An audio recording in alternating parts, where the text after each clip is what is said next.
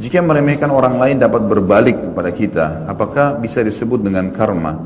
Apakah karma itu ada dalam Islam? Ya itu istilah ya, di Indonesia diistilahkan dengan hukum karma.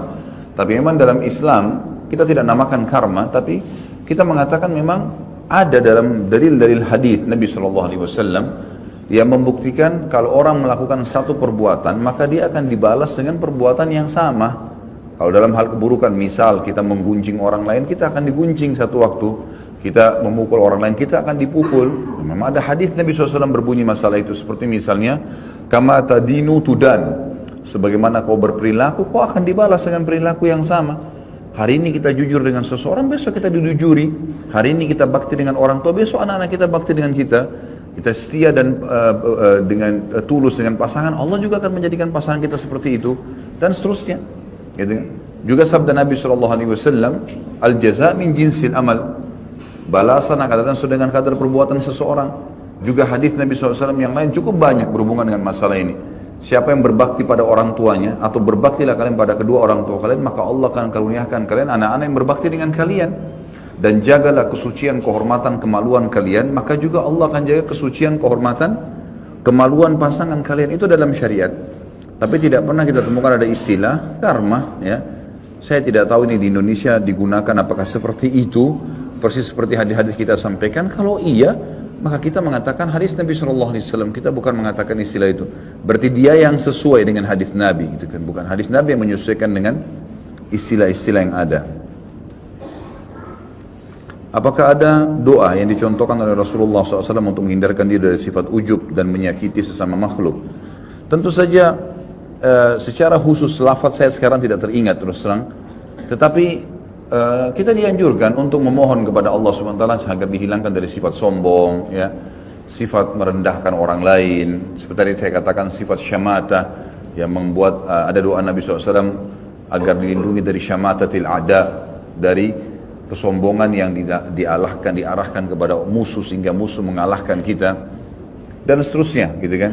Sampai para sahabat itu kalau mereka melihat di dalam benteng musuh sudah mulai mereka mencaci maki Allah, mencaci maki Rasulullah SAW, mencaci maki Islam, maka mereka sudah mengatakan, maka mereka saling mengatakan berita gembira, kalian sebentar lagi akan menang. Karena mereka sudah mencaci maki Allah, mencaci maki Rasulullah, berarti akan ada respon yang sama, balasan dari Sang Pencipta Allah.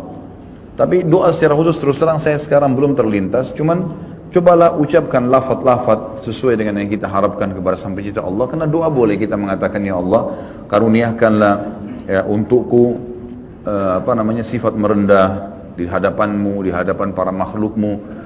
Kemudian ya hilangkanlah semua dari hatiku sifat sombong, sifat berbangga-bangga, ria, dan seterusnya. Kita memohon kepada Allah SWT itu. Bagaimana kiat-kiat untuk mengatasi sifat ujub dan sombong?